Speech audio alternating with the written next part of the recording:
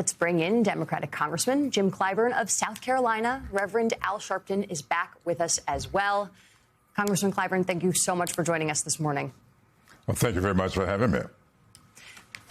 Let's start with the result in Georgia this week. It was a loss for Democrats, although no one was necessarily anticipating that Democrats were going to outright win a district that Donald Trump overwhelmingly won in 2024 and that has historically been held by a Republican, but made huge gains, some of the biggest the Democrats have yet to see.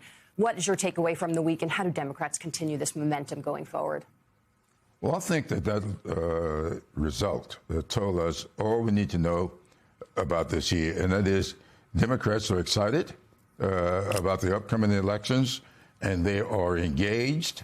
I just came in from Michigan for the last 2 days, and I can tell you it's been a long, long time, maybe all the way back to 2008, since I've seen the Democratic electorate as excited as it is today. Now, when you see a 37-point victory for the Republicans in the last election and close that down to 11 points in Georgia, that tells you that we are building a good momentum for this year, and I'm very, very pleased. Congressman, I want to ask you about the latest news just moments ago, these inflation numbers, 3.3%. That's what inflation has risen to for the first time in 2 years. The last time we saw this was in the middle of a Joe Biden presidency that Donald Trump was torching for this kind of number.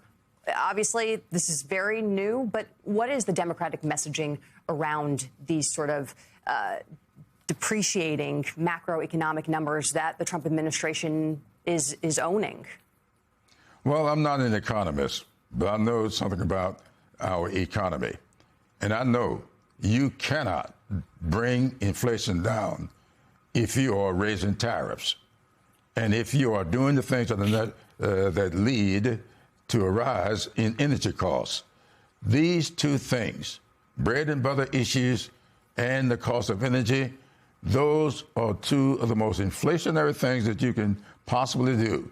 And if all you're doing with your economic program is to raise these things, you are going to have catastrophic results. And that's what's going on here today.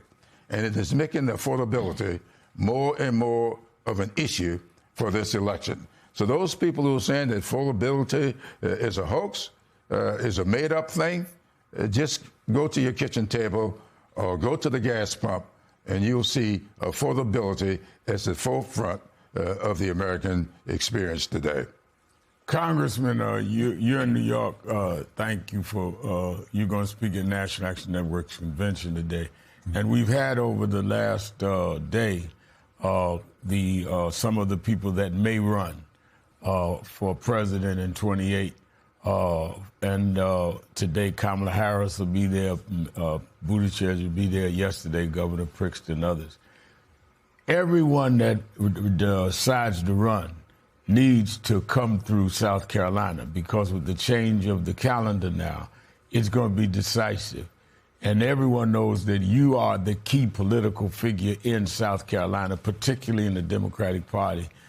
What do you want to hear from a candidate once we see what the roster of candidates are that would convince you they may be your horse? Everyone knows it was you that really made Joe Biden the nominee in 2020. What is Jim Clyburn looking to hear from potential candidates? What are we doing today that will affect people's lives as we approach the midterm elections? We are not going to do anything successfully in 2028 unless we do some things successfully between now and November of 2026. And so I am asking candidates to really take to heart these issues that are leading to discomfort in the lives of the American people. And I think that's where our focus need to be.